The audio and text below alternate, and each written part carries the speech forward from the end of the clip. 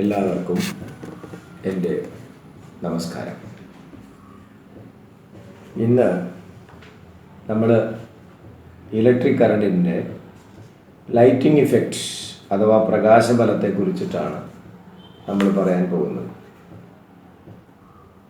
അപ്പോൾ നമുക്കറിയാം, ഏതൊരു വസ്തുവിലും എനർജി, ഹീറ്റ് എനർജി അതിൽ ഇംപ്ലൈഡാണ്. നമ്മൾ ആ രണ്ട് വസ്തുക്കൾ തമ്മിൽ റബ്ബ് ചെയ്താൽ ഒരു എക്സ്ട്രീം ലിമിറ്റ് കഴിയുമ്പോൾ അത് ചൂടായിട്ട് അതിൽ നിന്ന് ലൈറ്റ് പുറത്തേക്ക് വരും. എന്ന് പറഞ്ഞാൽ നമ്മുടെ എല്ലാ വസ്തുക്കളുടെ ഉള്ളിൽ light is implied, heat is also implied and light is implied. അപ്പോൾ വളരെ ക്ലിയർ ആയിട്ട് നമുക്ക് നോക്കുകയാണെങ്കിൽ, ഇലക്ട്രിസിറ്റി നമ്മൾ വേണ്ട രീതിയിൽ കറണ്ട് കൊടുത്തു കഴിഞ്ഞാൽ ഒരു വസ്തു നല്ലവണ്ണം ചൂടായി അത് റെഡ് ഹോട്ടായി,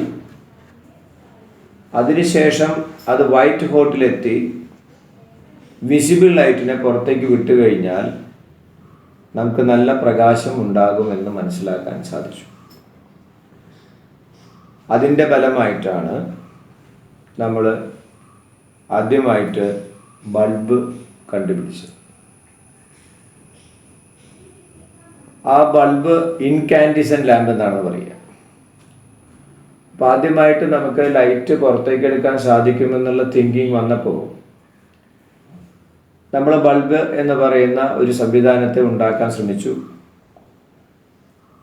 ആദ്യത്തെ ബൾബ് ഇൻകാൻഡിസെൻ്റ് ലാമ്പ്, ആദ്യത്തെ ബൾബ് അധികകാലം നിലനിന്നില്ല.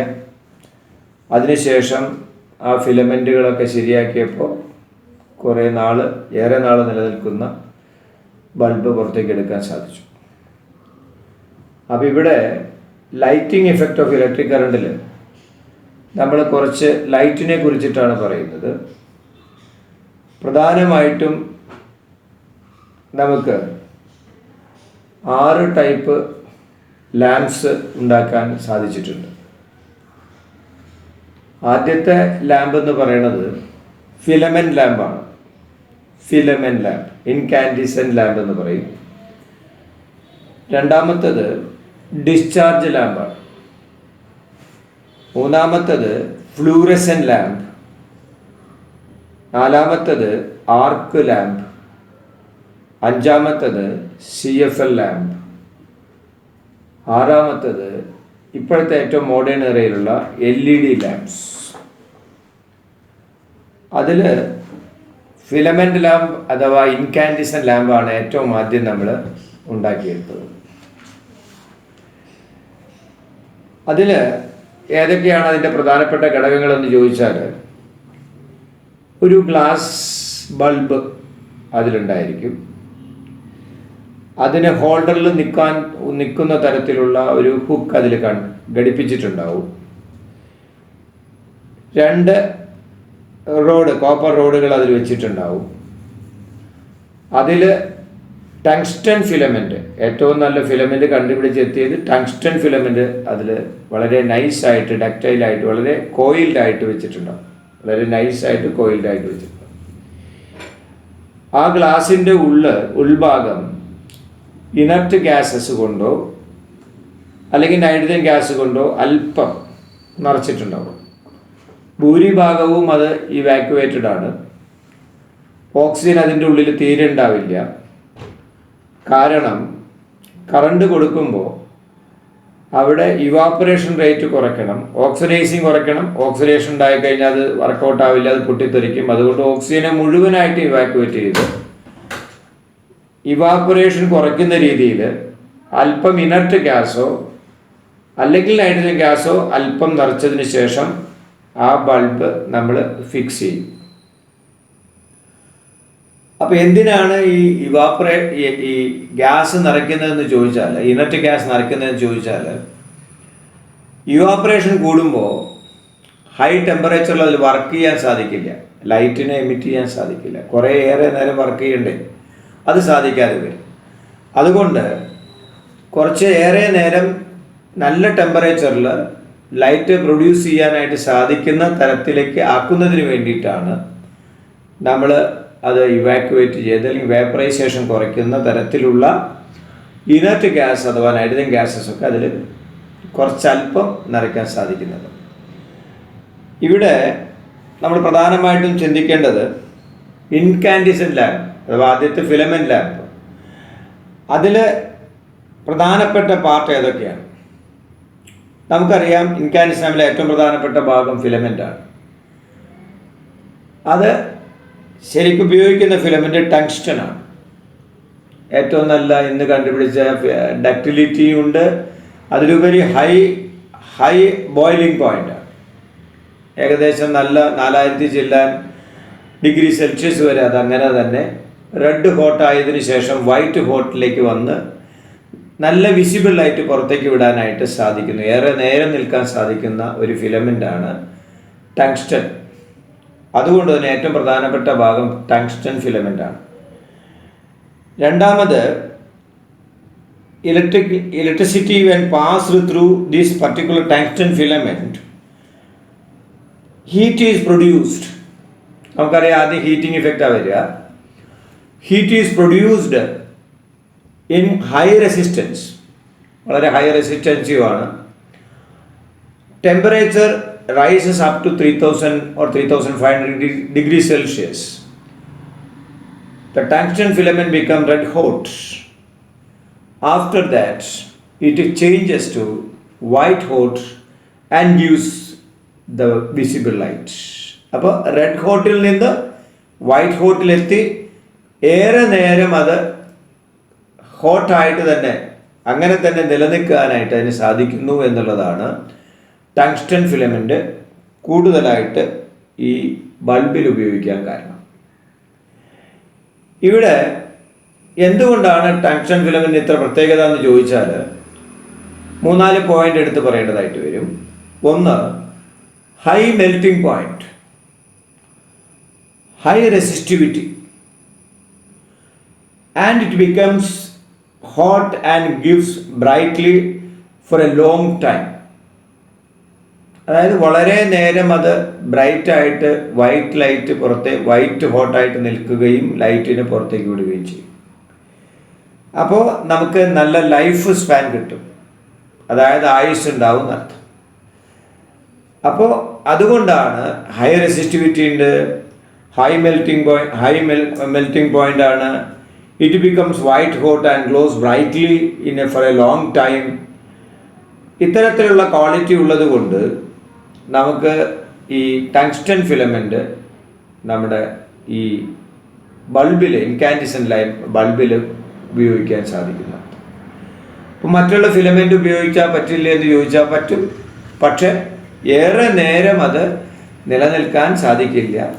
അതുകൊണ്ട് ഇന്ന് കണ്ടിട്ടുള്ളതിൽ ഏറ്റവും നല്ല ഒരു കോയിൽഡ് ഫോമിലേക്ക്, ഡക്റ്റിലിറ്റി കൂടുതലുള്ളതും കോയിൽഡ് ഫോമിൽ നിലനിൽക്കുന്നതും വളരെ സമയം വിസിബിൾ ലൈറ്റ് തരുന്ന തരത്തിൽ ഹീറ്റായിട്ട് ജ്വലിച്ച് നിൽക്കാൻ സാധിക്കുന്ന ഒരു വസ്തുവാണ് ടങ്സ്റ്റൺ. അതുകൊണ്ടാണ് ടങ്സ്റ്റൺ കൂടുതലായിട്ട് നമ്മൾ ഉപയോഗിക്കുന്നത്. ഇവിടെ നമ്മൾ ഏറ്റവും പ്രധാനപ്പെട്ട ഒരു കാര്യം ശ്രദ്ധിക്കേണ്ടത്, ഇൻകാൻഡിസെൻ്റ് ലാമ്പിൽ ഏറ്റവും വേണ്ടപ്പെട്ട ഭാഗം ഏതാണ്? അത് ഏത് രീതിയിലാണ് ഫിലമെൻ്റ് വയ്ക്കുക? ഫിലമെൻ്റ് എപ്പോഴും കോയിൽഡ് രൂപത്തിലാണ്. അതായത് നാരുകൾ പോലെ ഇങ്ങനെ റൗണ്ടായിട്ട് കോയിൽ ഫിലമെൻ്റ് എന്നാണ് പറയുക. കോയിൽ ഫിലമെൻ്റ് രൂപത്തിൽ വയ്ക്കുമ്പോഴാണ് കൂടുതൽ നേരം നമുക്കതിനെ ഉപയോഗിക്കാൻ സാധിക്കുക. അത് പ്രത്യേകം നമ്മൾ ശ്രദ്ധിക്കണം. അപ്പോൾ ഇൻകാൻഡിസെൻ്റ് ലാമ്പാണ് ലൈറ്റിംഗ് ഇഫക്റ്റ് നമുക്ക് മനസ്സിലായപ്പോൾ ലോകത്തിലേക്ക് വന്ന, അല്ലെങ്കിൽ ലോകത്തിൽ വലിയൊരു മാറ്റത്തേക്ക് വഴിതെളിച്ചിട്ടുള്ള ഒരു വഴിത്തിരിവായിരുന്നു ഇൻകാൻഡിസെൻ്റ് ലാമ്പ്. ആ ഇൻകാൻഡിസെൻ്റ് ലാമ്പിന് കുറേയേറെ ഡ്രോബാക്സ് ഉണ്ട്. കാരണം അത് ചുട്ടുപഴുത്ത് ലൈറ്റ് പുറത്തേക്ക് വിടുമ്പോൾ 60% ഹീറ്റായിട്ട് ആ എനർജി നഷ്ടപ്പെടുകയാണ്. 60% loss the energy by way of heat. മാത്രമല്ല അതിന് ഷാഡോ ഇഫക്റ്റ് ഉണ്ട്. നമുക്ക് അതിൻ്റെ അടിയിലിരുന്ന് വായിക്കാനോ മറ്റുള്ള കാര്യങ്ങളോ ചെയ്യുമ്പോൾ നല്ല ഹീറ്റ് പ്രൊഡ്യൂസ് ചെയ്ത് വരും. അത് മാത്രമല്ല ഷാഡോ ഇഫക്റ്റ് ഉണ്ടാവും. അപ്പോൾ അത് മാത്രമല്ല, അത് നമുക്ക് ഈ വേസ്റ്റ് ആയി കഴിഞ്ഞാൽ അത് നമുക്കൊരു പൊല്യൂഷനാണ്. വേറൊരു കാര്യം പറയുന്നത്, ഇതിന് അധിക നേരം നമുക്ക് ആയുസില്ല, വളരെ നേരം ആയുസില്ല.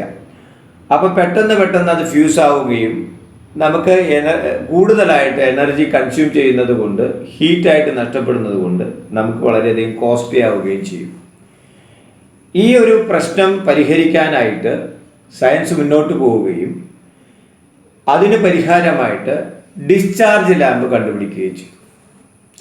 അങ്ങനെ ഇൻകാൻഡിസെന്റ് ലാമ്പിൻ്റെ ഡീമെറിറ്റ്സിൽ നിന്ന് നമ്മൾ ഡിസ്ചാർജ് ലാമ്പിലേക്ക് വന്നു. ഡിസ്ചാർജ് ലാമ്പിൻ്റെ പ്രവർത്തനത്വം ചാർജ് ചെയ്ത് ഡിസ്ചാർജ് ചെയ്യുക എന്നുള്ളതാണ്. അപ്പോൾ അവിടുത്തെ പ്രത്യേകത, ഫിലമെൻ്റ് ചൂടായിട്ട് ആ ചൂടിൽ നിന്ന് ലൈറ്റ് വരുന്ന രീതിയിലല്ല ഡിസ്ചാർജ് ലാമ്പിൽ ഉണ്ടാവുക. അവിടെ ഫിലമെൻ്റ് അല്ല വർക്കൗട്ട് ആവുന്നത്. അവിടെ ഒരു ലോങ് ട്യൂബ്, അതിൽ മെർക്കുറി വേപ്പർ ആവാം, അല്ലെങ്കിൽ സോഡിയം വേപ്പർ ആവാം, അല്ലെങ്കിൽ നിയോൺ വേപ്പർ ആവാം, അല്ലെങ്കിൽ ഫ്ലൂറസെൻ്റ് ലാമ്പ്, അതുപോലെ തുടങ്ങിയിട്ടുള്ള ഫ്ലൂറസെൻ്റ് പദാർത്ഥങ്ങൾ ഒട്ടിച്ചിട്ടുള്ള ലാമ്പാവാം. അങ്ങനെ നമുക്ക് ഏത് തരത്തിലുള്ള കുറച്ച് ഗ്യാസ് നിറച്ചുകൊണ്ട് അതിൽ രണ്ടറ്റത്തും ഇലക്ട്രോഡുകൾ, മെറ്റലിൽ സ്ഥാപിച്ചിട്ടുള്ള അല്ലെങ്കിൽ ലോഹ സംബന്ധമായിട്ടുള്ള 2 ഇലക്ട്രോഡുകൾ രണ്ടറ്റത്തും വെച്ച്, ആനോഡും കാഥോഡും ആകുന്ന തരത്തിൽ വെച്ച് നമ്മളതിനെ ഒരു ഇലക്ട്രിക് സർക്യൂട്ടിനോട് ബന്ധപ്പെടുത്തി കഴിഞ്ഞാൽ ആ ഇലക്ട്രോഡിലൂടെ ആ ഇലക്ട്രിസിറ്റി വരുമ്പോൾ അത് ശക്തമായിട്ട് അവിടെ അയണൈസേഷൻ സംഭവിക്കുകയും ചൂടാവുകയും അവിടെ അയോണൈസേഷൻ സംഭവിക്കുകയും ഈ അയോണുകൾ ന്യൂട്രലായിട്ടിരിക്കുന്ന ഗ്യാസ് മോളിക്യൂൾസിലേക്ക് വന്ന് തട്ടുകയും അങ്ങനെ കൂട്ടിയിടിക്കുന്നതിൻ്റെ ഫലമായി അവിടെ നിന്ന് ലൈറ്റ് ഡിസ്ചാർജ് ആവുകയും ചെയ്യും. അങ്ങനെ ഹൈ അയോണൈസേഷൻ വരുന്ന അയോണുകൾ ന്യൂട്രലായിട്ടുള്ള ഗ്യാസ് മോളിക്യൂൾസുമായിട്ട് കൂട്ടിയിടിക്കുന്നതിൻ്റെ ഫലമായി നമുക്ക് നല്ലൊരു ലൈറ്റ് പുറത്തേക്ക് വരാനായിട്ട് സാധിക്കും. ഡിസ്ചാർജ് ലൈറ്റ്, അതാണ് ഡിസ്ചാർജിങ് എന്ന് പറയുക. ആ പ്രോസസ്സാണ് നമുക്ക് അവിടെ ലൈറ്റായിട്ട് പുറത്തേക്ക് തരാൻ സാധിക്കുക. അപ്പോൾ അവിടെ പ്രത്യേകത എന്താണെന്ന് വെച്ചാൽ, ഫിലമെൻ്റ് ഹീറ്റായിട്ടല്ല ലൈറ്റ് വരുന്നത്. അതുകൊണ്ട് തന്നെ നമുക്ക് താപമായിട്ട്, ചൂടായിട്ട് എനർജി ലോസ് വളരെ കുറവേ പോകുന്നുള്ളൂ. അപ്പോൾ ഇൻകാൻഡിസെന്റ് ലാമ്പിനേക്കാളും ഹീറ്റ് ലോസ് വളരെ കുറവാണ്. ഹീറ്റ് പോകുന്നുണ്ട്, പക്ഷെ ഹീറ്റ് ലോസ് കുറവാണ്, താരതമ്യേന കുറവാണ്. ലൈഫ് കൂടുതലാണ്, ഫിലമെൻ്റ് ഇല്ല. അത് മാത്രമല്ല, അതുകൊണ്ട് തന്നെ നമുക്ക് ഷാഡോ ഇഫക്റ്റ് ഇല്ല, നിഴലിൻ്റെ അഭാവം. അപ്പോൾ നിഴലില്ലാതെ വരുമ്പോൾ നമുക്ക് കുറേ സ്ട്രെയിൻ ഇല്ലാതെ കാര്യങ്ങൾ ചെയ്യാൻ സാധിക്കും. ലൈഫ് കൂടുതലുണ്ട്, കോസ്റ്റ് കുറവാണ്. അപ്പോൾ ഇതാണ് ഇൻകാൻഡിസെന്റ് ലാമ്പിനെ അപേക്ഷിച്ച് ഡിസ്ചാർജ് ലാമ്പിൻ്റെ പ്രവർത്തനം. അപ്പോൾ അവിടെ ഡിസ്ചാർജിങ് ആണ്, നോട്ട് ഫിലമെൻ്റ് നേച്ചർ. ഫിലമെൻ്റ് ചുട്ടുപഴുത്ത് വരുന്ന രീതിയിൽ വരുന്നില്ല, അവിടെ ഡിസ്ചാർജ് ആണ് വരുന്നത്. ഇലക്ട്രോഡ് വെച്ച് ലൈറ്റ് കറണ്ട് കൊടുത്ത് അയണൈസേഷൻ സംഭവിപ്പിച്ച് അത് കൊളൈഡ് ചെയ്ത് അതിൽ നിന്ന് ലൈറ്റ് ഡിസ്ചാർജ് ചെയ്ത് പുറത്തേക്ക് വരുമ്പോൾ നമുക്ക് നല്ല പ്രകാശം ലഭിക്കുന്നുണ്ട്. ഇവിടെ പ്രത്യേകത എന്താണെന്ന് വെച്ചാൽ, നമുക്ക് ഏത് തരത്തിലുള്ള ഗ്യാസ് ആണോ അതിൽ ഉപയോഗിക്കുന്നത്, നമുക്ക് അതിനനുസരിച്ചുള്ള കളറുകളുള്ള നിറമുള്ള പ്രകാശത്തെ നമുക്ക് പുറത്തേക്ക് എടുക്കാൻ സാധിക്കും എന്നുള്ളതാണ് ഇതിൻ്റെ വേറൊരു പ്രത്യേകത. അപ്പോൾ നമുക്കിപ്പോൾ നിയോൺ ആണ് നമ്മൾ ആ ഗ്ലാസിൻ്റെ ഉള്ളിൽ നിറയ്ക്കുന്നതെങ്കിൽ നമുക്ക് ഓറഞ്ച് കളർ ലൈറ്റ് നമുക്ക് പ്രൊഡ്യൂസ് ചെയ്യാൻ സാധിക്കും. അഥവാ നൈട്രജൻ ഗ്യാസാണ് ഫില്ല് ചെയ്യണമെങ്കിൽ നമുക്ക് റെഡ് കളർ കിട്ടും. സോഡിയം വേപ്പറാണ് നിറയ്ക്കുന്നതെങ്കിൽ യെല്ലോ കളർ നമുക്ക് പ്രൊഡ്യൂസ് ചെയ്യാം. മെർക്കുറി ആണെങ്കിൽ പ്യുവർ വൈറ്റ് നമുക്ക് പ്രൊഡ്യൂസ് ചെയ്യാൻ സാധിക്കും. ക്ലോറിൻ ആണെങ്കിൽ ഗ്രീൻ കളർ ഗ്യാസ് നമുക്ക് ആ ലൈറ്റ് പുറത്തേക്ക് വരാൻ സാധിക്കും. ഹൈഡ്രജൻ ആണെങ്കിൽ ബ്ലൂ കളർ നമുക്ക് പുറത്തേക്ക് എടുക്കാൻ സാധിക്കും. ഇതിന് എന്ത് മനസ്സിലായെന്ന് വെച്ചാൽ, അനുയോജ്യമായ ഗ്യാസ് വേപ്പറുകൾ അതിൽ വെച്ചാൽ അനുയോജ്യമായ കളർ ഡിസ്ചാർജും കൂടി നമുക്ക് ലൈറ്റിലൂടെ പുറത്തേക്ക് എടുക്കാൻ സാധിക്കുന്നു എന്നുള്ളതാണ് ഡിസ്ചാർജ് ലാമ്പിൻ്റെ പ്രത്യേകത. പിന്നെയും നമ്മൾ ഫിസിക്സ് വളർന്നു, സയൻസ് വളർന്നു. അങ്ങനെ നമ്മൾ വീണ്ടും കുറേയും കൂടിയും കോസ്റ്റ് കുറഞ്ഞ ലൈഫ് കൂടിയ അടുത്ത തരത്തിലുള്ള ലാമ്പിലേക്ക് നമ്മൾ പോവുകയും അങ്ങനെ ഫ്ലൂറസെൻ്റ് ലാമ്പിലേക്ക് എത്തുകയും ചെയ്തു. അവിടെ പ്രത്യേകത എന്താണെന്ന് വെച്ചാൽ ഇതേപോലെ ലോങ് ട്യൂബാണ്. അതിൽ രണ്ടറ്റത്തും കോയിൽ വെച്ചിട്ടുണ്ട്. അതിൽ ഇവാക്യുവേറ്റ് ചെയ്ത് മെർക്കുറി വേപ്പർ വെച്ചുകൊണ്ട് അതിൽ ഫ്ലൂറസെൻ്റ് പദാർത്ഥം സൈഡിൽ അതിൻ്റെ ഫ്ലൂറസെൻ്റ് പദാർത്ഥം അത് കോട്ട് ചെയ്ത് വെച്ചുകൊണ്ട് ഫ്ലൂറസെൻ്റ് പദാർത്ഥം എന്ന് പറഞ്ഞാൽ ലൈറ്റിനെ അത് നമുക്ക് മോളിക്യൂൾസിനെ വലിച്ചെടുത്ത് ആ മോളിക്യൂൾസിൽ നിന്ന് ലൈറ്റിനെ ഡിസ്ചാർജ് ചെയ്യാനുള്ള കഴിവ് ഉള്ള പദാർത്ഥങ്ങളെയാണ് ഫ്ലൂറസെൻസ് എന്ന് പറയുക. അപ്പോൾ ആ ഫ്ലൂറസെൻറ്റ് സബ്സ്റ്റൻസ് നമ്മൾ ഈ ട്യൂബിൻ്റെ സൈഡിൽ നിറച്ച് പുരട്ടുകയും അല്ലെങ്കിൽ അതിനെ പ്ലേറ്റ് ചെയ്യുകയും ചെയ്തിട്ടുണ്ടാവും. അതിനുശേഷം സെയിം ഫങ്ഷൻ ഡിസ്ചാർജ് ലൈറ്റിൻ്റെ അതേ ഫങ്ഷനാണ് നമുക്കിവിടെ നടക്കാൻ സാധിക്കുക. നമ്മൾ ഇലക്ട്രിസിറ്റി കൊടുക്കുക, അത് കോയിലെത്തി നല്ല ചൂടാവുമ്പോൾ അതിനുള്ളിലുള്ള മെർക്കുറി വേപ്പർ അത് അയോണൈസേഷൻ ചെയ്യുകയും നല്ല സ്പീഡോടുകൂടി അത് കൊളൈഡ് ചെയ്യുമ്പോൾ അത് ഓട്ടോമാറ്റിക്കായിട്ട് അൾട്രാവയലറ്റ് റേസിലേക്ക് mercury vapour filled in the tube emitting invisible ultraviolet rays, കാണാൻ പറ്റാത്ത അൾട്രാവയലറ്റ് റേസ് അത് പുറത്തേക്ക് വിടും. അൾട്രാവയലറ്റ് റേസ് ഇൻവിസിബിൾ ആയിട്ട് പുറത്തേക്ക് വരും. ഈ അൾട്രാവയലറ്റ് റേസിനെ ഈ ഫ്ലൂറസെൻറ്റ് സബ്സ്റ്റൻസ് അബ്സോർബ് ചെയ്യുകയും അത് റിലീസ് ചെയ്യുകയും ചെയ്യും, ഡിസ്ചാർജ് ചെയ്യുകയും ചെയ്യും. അങ്ങനെ നമുക്ക് വളരെ പെർഫെക്റ്റ് ആയിട്ടുള്ള ലൈറ്റ് വിത്തൗട്ട് ഷാഡോ, ഒരു തരി നിഴലില്ലാത്ത നമുക്ക് ലൈറ്റ് പുറത്തേക്ക് തരികയും ഹീറ്റ് വളരെ മീഗറായിട്ടുള്ള ലോസ് മാത്രമേ ഹീറ്റ് ലോസ് ആയിട്ട് വരുള്ളൂ, വളരെ കുറച്ച് ഹീറ്റായിട്ട് പോകുന്നുള്ളൂ. അപ്പോൾ ഹീറ്റ് എനർജി പോവാതെ ഫുള്ള് ലൈറ്റ് എനർജിയിലേക്ക് എത്തിക്കാനും അത് ലൈഫ് ലോങ് ആക്കാനും മാത്രമല്ല ഷാഡോ ഇല്ലാതിരിക്കാനും നമുക്ക് ഈ ട്യൂബ് ലൈറ്റ് ഫ്ലൂറസെൻ്റ് ലാമ്പ് കൊണ്ട് സാധിച്ചു എന്നുള്ളതാണ്. അപ്പോൾ നമുക്ക് വളരെയേറെ കോസ്റ്റ് കുറഞ്ഞു എന്നുള്ളതാണ്, ചിലവ് കുറഞ്ഞു, ലൈഫ് കൂടി. അതുകൊണ്ട് തന്നെ ഫ്ലൂറസെൻ്റ് ലാമ്പിന് കുറേയും കൂടിയും ഡിമാൻഡ് നമ്മുടെ സയൻസ് ലോകത്തിൽ ഉണ്ടാവുകയും അങ്ങനെ ജനങ്ങൾ അത് അക്സെപ്റ്റ് ചെയ്യുകയും ചെയ്തിട്ടുണ്ട്. പിന്നീട് നമുക്കറിയാം ഇതിന് ഡ്രോബാക്സ് ഉണ്ട്. ഡ്രോബാക്സ് ഇല്ല എന്ന് പറയാൻ പറ്റില്ല, കാരണം അതിൽ മെർക്കുറി സബ്സ്റ്റൻസ് ഉണ്ട്. ഈ മെർക്കുറി സബ്സ്റ്റൻസ് ഫ്ലൂറസെൻ്റ് പദാർത്ഥങ്ങളും ശരിക്കും പ്രകൃതിക്ക് ഡേഞ്ചറാണ്. It is not an eco friend. Mercury is very dangerous and also fluorescent substance also very dangerous. അതുകൊണ്ട് ഇതിനെയും നമ്മൾ പരിഹരിക്കാനായിട്ട് സയൻസ് വീണ്ടും മുന്നോട്ട് പോയി. അപ്പോൾ അവിടെ എന്താണ് സംഭവിച്ചതെന്ന് ചോദിച്ചാൽ അതൊന്നും കൂടി കോമ്പാക്റ്റ് ഫോമിലേക്ക് കൊണ്ടുവരികയും CFL കോമ്പാക്റ്റ് ഫ്ലൂറസെൻ്റ് ലാമ്പിലേക്ക് അത് കൺവേർട്ട് ചെയ്യുകയും ചെയ്തു.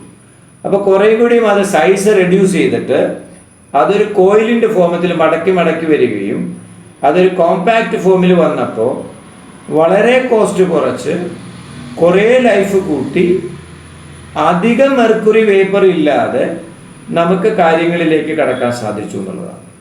ഡിസ്ചാർജ് പോലെ തന്നെയാണ് ലാമ്പിൻ്റെ പ്രവർത്തന തത്വമൊക്കെ സെയിമാണ്. അങ്ങനെ നമ്മൾ കോമ്പാക്റ്റ് ഫ്ലൂറസെൻറ്റ് ലാമ്പിലേക്ക് കടന്ന് അതും നമ്മൾ കുറേ നാൾ കൊണ്ടുപോയി. ഇപ്പോഴും അത് കിട്ടും. ഇപ്പോൾ അതും നമ്മൾ അവോയ്ഡ് ചെയ്തിരിക്കുകയാണ്.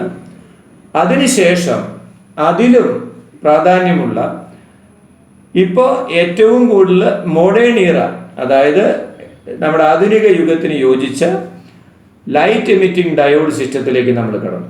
LED സിസ്റ്റമാണ് നമ്മളിപ്പോൾ കൈകാര്യം ചെയ്തുകൊണ്ടിരിക്കുന്നത്. അപ്പോൾ ഈ LED ബൾബ് വരുന്നതിന് മുമ്പ് നമ്മളിവിടെ ഒരു ലാമ്പ് സിസ്റ്റം കൂടി ഉണ്ടായിരുന്നു, ഇലക്ട്രിക് ആർക്ക് ലാമ്പ് എന്ന് പറയും. ഇലക്ട്രിക് ആർക്ക് ലാമ്പിൻ്റെ പ്രത്യേകത അത് ഈ സെർച്ച് ലൈറ്റ്, നമുക്കറിയാം സെർച്ച് ലൈറ്റ് ആൻഡ് നമ്മൾ പറയുന്നത് ഈ പ്രൊജക്ടർ, സിനിമ പ്രൊജക്ടർ. നിങ്ങൾക്കറിയാം പ്രൊജക്ടർ ലൈറ്റൊക്കെ നിങ്ങൾ സിനിമ ടാക്കീസിൽ കണ്ടിട്ടുണ്ടാവും. അത്രയും ഹൈ പവർ, വളരെ ദൂരത്തു നിന്ന് തന്നെ നല്ല ഷാർപ്പ് ലൈറ്റ് പുറത്തേക്ക് സ്ട്രീമായിട്ട് വളരെ നേരെ രൂപത്തിൽ നമുക്ക് തീവ്രത കൂടിയ ഇൻറ്റൻസിറ്റി ഓഫ് ലൈറ്റ് ആ ഒരു പവർ കൂടിയ പ്രകാശത്തെ കൊണ്ടെത്തിക്കുന്നതാണ് ഈ ആർക്ക് ലൈറ്റ്. അതിന് 2 ഷാർപ്പായിട്ടുള്ള കാർബണിൻ്റെ ആർക്ക് ഉണ്ടാവും. അതിനിടയിൽ നമ്മൾ ശരിക്കും പറഞ്ഞാൽ ഒരു കോൺകേവ് മിറർ അതിൻ്റെ നടുവിൽ ഫിക്സ് ചെയ്ത് വെച്ചുകൊണ്ട് നല്ലൊരു വോൾട്ടേജ് ഏകദേശം 40 വോൾട്ട് ടു 60 വോൾട്ടുള്ള ഒരു ഇലക്ട്രിക് സിസ്റ്റം കറണ്ട് അതിലേക്ക് പാസ് ചെയ്യുകയും പൊട്ടൻഷ്യൽ ഡിഫറൻസ് വെച്ചുകൊണ്ടുള്ള ഒരു ഇലക്ട്രിസിറ്റി കറണ്ട് അതിൽ പാസ് ചെയ്യുമ്പോൾ ഈ ഷാർപ്പായിട്ടുള്ള അഗ്രം നമുക്കറിയാം, അഗ്രഭാഗത്താണ് എൻ പോയിന്റ്സിലാണ് കൂടുതലായിട്ടുള്ള ഇലക്ട്രോൺ മൂവ്മെന്റ്സ് ഉണ്ടാവുക. അവിടെ നിന്നത് ആ കോൺകേവ് മിററിന്റെ സഹായത്തോടുകൂടി റിഫ്ലക്ഷൻ കിട്ടുകയും അത് വളരെയേറെ ദൂരത്തേക്ക് നമുക്ക് ലൈറ്റിനെ സ്ട്രീം ലൈൻ ചെയ്യാൻ സാധിക്കുകയും ചെയ്യും.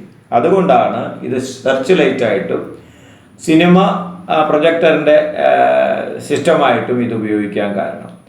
ഇത് നമുക്ക് അധികം ഡേഞ്ചറസ് അല്ല, പക്ഷെ എന്നിരുന്നാലും നമുക്ക് ഈ സാധാരണ യൂസിനൊന്നും ഇത് ഉപയോഗിക്കാൻ പറ്റില്ല, ഇത്തിരി കോസ്റ്റ്ലിയാണ്. അപ്പോൾ എന്നിരുന്നാലും ഈ പ്രകാശ ഫലത്തിൽ പറയുമ്പോൾ വൈദ്യുതി ഉപയോഗിക്കുന്ന രീതി പറയുമ്പോൾ ഈ ഇലക്ട്രിക് ആർക്ക് ലാംപ്സും നമുക്ക് പറയാൻ സാധിക്കേണ്ടതാണ്. ഇവിടെ നിന്ന് ഇനി നമ്മൾ വരുന്നത് ഏറ്റവും പ്രധാനപ്പെട്ട ഇന്ന് നമുക്ക് ഉപയോഗിക്കുന്ന LED സിസ്റ്റത്തിലേക്കാണ്. എന്താണ് LED സിസ്റ്റത്തിലേക്ക് വരാൻ കാരണമെന്ന് ചോദിച്ചാൽ നമുക്കറിയാം, മറ്റു വന്നിരുന്ന എല്ലാ ലാമ്പിലും എല്ലാ ലൈറ്റ് സിസ്റ്റത്തിലും ഈ മെർക്കുറിയുടെ കണ്ടന്റും ഫ്ലൂറസെന്റ് സബ്സ്റ്റൻസും അതുപോലുള്ള സംഗതികളും വന്നപ്പോൾ നമുക്കത് പ്രകൃതിയെ ദുരന്തമാക്കുന്ന ഒരു വസ്തുവാണെന്നും മലിനീകരണപ്പെടുത്തും, എവർലാസ്റ്റിംഗ് ആയിട്ട് മലിനപ്പെടുത്തുന്ന വസ്തുവാണ്, വിഷാംശമുള്ളതാണ്, മാത്രമല്ല അത് കോസ്റ്റ്ലിയുമാണ്, ഇത് ലൈഫ് കുറവാണ്. അപ്പോൾ അതൊക്കെ മുൻനിർത്തിക്കൊണ്ട് ഏറ്റവും നല്ല ഇക്കോ ഫ്രണ്ടായിട്ടുള്ള പ്രകൃതിയിലിണങ്ങുന്ന തരത്തിലുള്ള ഒരു ലൈറ്റിനെ കുറിച്ച് അവർ ചർച്ച ചെയ്ത് റിസർച്ച് ചെയ്ത് അവസാനം നമ്മൾ ലൈറ്റ് എമിറ്റിംഗ് ഡയോഡിലേക്ക് നമ്മൾ എത്തി എന്നുള്ളതാണ്. അപ്പോൾ പ്രധാനപ്പെട്ട സെമി കണ്ടക്ടറുകളെ വേണ്ട രീതിയിൽ ഉപയോഗിച്ചിട്ടാണ് നമ്മൾ LED സിസ്റ്റത്തിലേക്ക് നമ്മൾ കടന്നു വന്നിട്ടുള്ളത്. അവിടെ എന്താ പ്രത്യേകത എന്ന് ചോദിച്ചാൽ, ചൂടായിട്ടാണ് സാധാരണ ലൈറ്റ് പുറത്തേക്ക് വരാറ്. ഇവിടെ LED സിസ്റ്റത്തിൽ ചൂടാവുന്നതിന് മുമ്പ് തന്നെ ലൈറ്റിനെ പുറത്തേക്ക് എടുക്കുകയാണ് ചെയ്യുന്നത്. By way of some process എന്ത് ചെയ്യുന്നു? ഹീറ്റ് ചെയ്യുന്നതിന് മുമ്പേ ലൈറ്റിനെ എമിറ്റ് ചെയ്യുകയാണ്.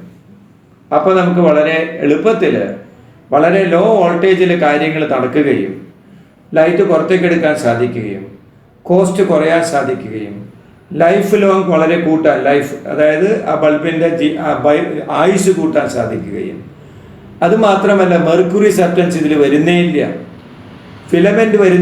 ഫിലമെന്റ് സബ്സ്റ്റൻസ് വരുന്നില്ല.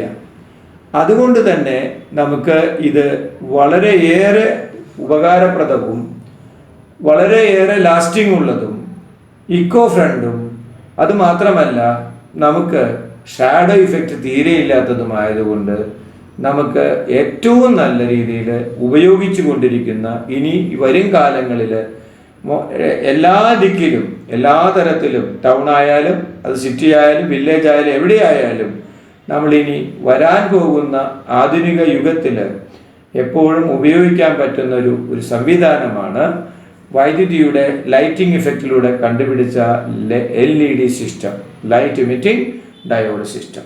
അപ്പം അത്രയുമേറെ ഗുണങ്ങളാണ് അതിനുള്ളത്. അപ്പോൾ നമുക്കൊരു ചോദ്യം അവിടെയുണ്ട്.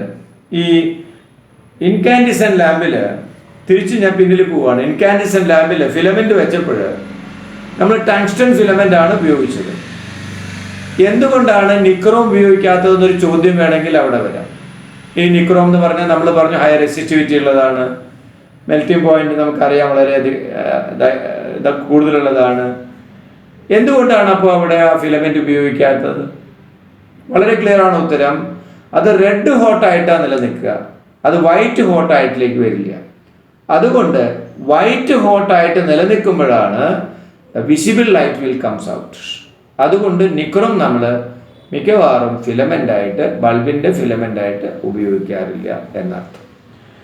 ഇനി നമ്മൾ ലൈറ്റിംഗ് ഇഫക്റ്റ് എന്ന് പറയുന്ന ഭാഗത്തിൽ LED കുറിച്ച് പറയുമ്പോൾ വളരെ ഇമ്പോർട്ടൻ്റ് ആയിട്ട് പറയണം.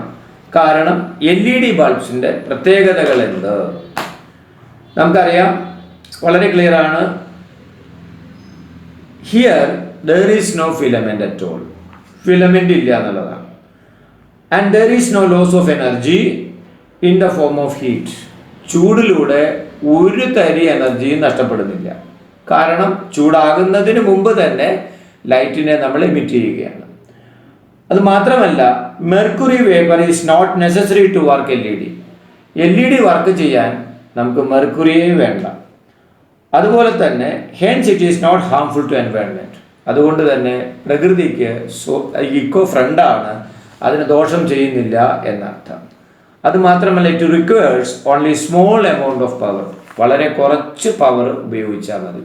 അപ്പോൾ ഇനീഷ്യൽ കോസ്റ്റ് ഇത്തിരി കൂടുതലായാലും നമുക്ക് പിന്നീട് വളരെ വളരെ ചീപ്പ് ആൻഡ് ബെസ്റ്റിൽ എടുക്കാൻ പറ്റുന്ന ഒരു ലൈറ്റാണ് LED സിസ്റ്റം.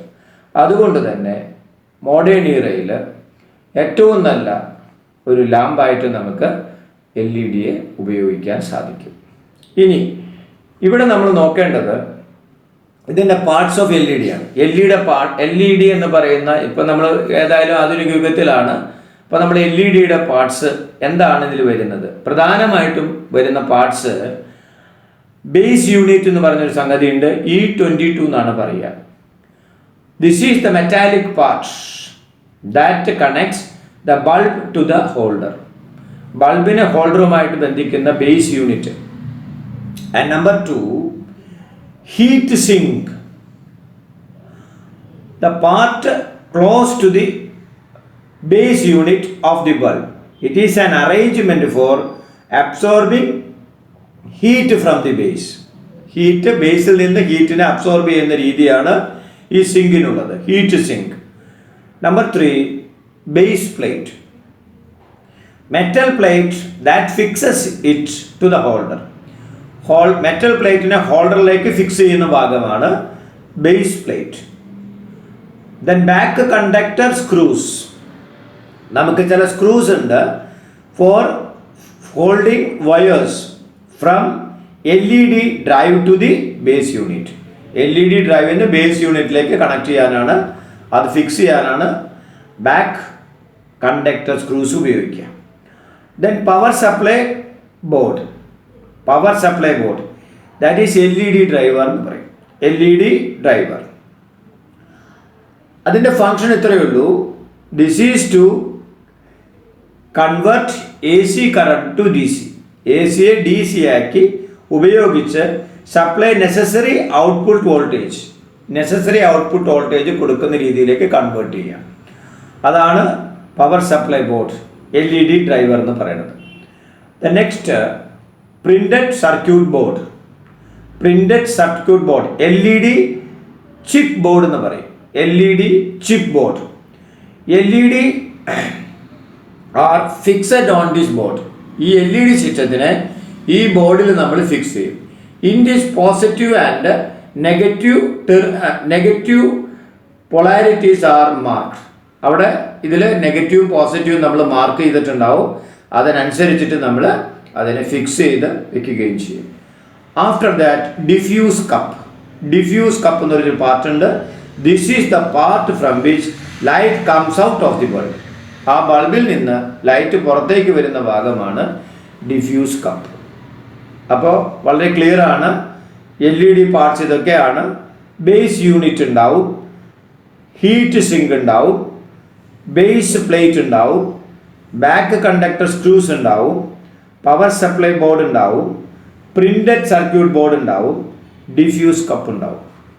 ഇത് വളരെ ഭംഗിയായിട്ട് വേണ്ട രീതിയിൽ ഫിക്സ് ചെയ്താൽ നമുക്ക് ഏറെ നേരം ഉപയോഗിക്കാൻ പറ്റുന്ന, ലോ വോൾട്ടേജിൽ ഉപയോഗിക്കാൻ പറ്റുന്ന, പലതരത്തിൽ നിഴലുകളുടെ പ്രശ്നമില്ലാതെ, ഷാഡോവിൻ്റെ ഇഫക്റ്റ് ഇല്ലാതെ, ഹീറ്റ് ലോസ് ഇല്ലാതെ, സ്ട്രെയിൻ ഇല്ലാതെ, ലൈഫ് ലോങ് കൂടുതലായിട്ടുള്ള പ്രകാശത്തെ നമുക്ക് ഉപയോഗിക്കാൻ സാധിക്കും. ഇതാണ് മോഡേൺ ഇറയുടെ ലൈറ്റ് എന്ന് പറയുന്നത്, LED എന്ന് പറയാൻ കാരണം. അപ്പോൾ നമുക്കറിയാം LED ഏറ്റവും നല്ല ഇക്കോ ഫ്രണ്ട് ആണെന്ന് പറയുമ്പോഴും നമുക്കതിൽ വേസ്റ്റ് ഉണ്ടാവും. കാരണം LED വേസ്റ്റ് ബാക്കി കിടക്കുന്ന അതിൻ്റെ അവശിഷ്ടങ്ങൾ ഉണ്ടാവും. മെർക്കുറി ഇല്ല, ഫിലമെൻ്റ് ഒന്നും ഇല്ല എന്നേ ഉള്ളൂ. അപ്പോൾ അതിൽ വേസ്റ്റ് പാർട്ട് എന്ത് ചെയ്യണം, അതെങ്ങനെ ഡിസ്പോസ് ചെയ്യും? ഡിസ്പോസ് ചെയ്യാൻ എളുപ്പമാണ്. അതിൽ സാധാരണ plastic, electric arc, metal components, അതിൻ്റെ കുറച്ച് ഭാഗങ്ങളുണ്ട്. അത് നമ്മൾ മാറ്റിക്കഴിഞ്ഞിട്ട് സെപ്പറേറ്റ് ഡിസ്പോസ് ചെയ്ത് കഴിഞ്ഞാൽ, ആ ഡിസ്പോസിബിൾ യൂണിറ്റിൽ കൊടുത്തു കഴിഞ്ഞാൽ അത് നമുക്ക് ഡിസ്പോസ് ചെയ്ത് ഈസി ആയിട്ട് കൺവേർട്ട് ചെയ്യാനായിട്ട് സാധിക്കുകയും ചെയ്യും. അപ്പോൾ നമുക്ക് ഡിസ്പോസിബിൾ ഇഫക്റ്റ് വളരെ ഈസിയാണ്. അതുകൊണ്ട് തന്നെ വലിയ തരത്തിലുള്ള വേസ്റ്റ് മറ്റ് ലാമ്പിനെ അപേക്ഷിച്ച് തീരെ കുറവാണ്. എസ്പെഷ്യലി മെർക്കുറി ലാമ്പ്, ഡിസ്ചാർജ് ലാമ്പായാലും ഫ്ലൂറസെൻ്റ് ലാമ്പായാലും ഫിലമെൻ്റ് ഇൻകാൻഡസെൻ്റ് ലാമ്പായാലും നമുക്കവിടെ കുറേ ഡിസഡ്വാൻറ്റേജ് ഉണ്ട്. ആ ഡിസഡ്വാൻറ്റേജ് ഒക്കെ പരിഹരിച്ചുകൊണ്ട് മോഡേൺ യുഗത്തിൻ്റെ ലൈറ്റായിട്ട് വന്നിരിക്കുന്നത് LED ആണെന്നർത്ഥം. അപ്പോൾ ഇവിടെ ഇതാണ് നമുക്ക് ലൈറ്റിംഗ് ഇഫക്റ്റ്. വൈദ്യുതി ഉപയോഗിച്ച് ചൂടാക്കിയതിന് ശേഷം ലൈറ്റിനെ ഉപയോഗിക്കാൻ നമ്മൾ പഠിച്ചു.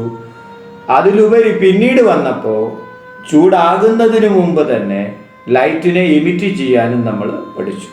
അപ്പോൾ വൈദ്യുതി കൊണ്ട് നമുക്ക് അടുത്ത എനർജി രൂപമായിട്ടുള്ള പ്രകാശഫലത്തിനെയും നമ്മൾ ഉപയോഗിക്കാൻ പഠിച്ചു.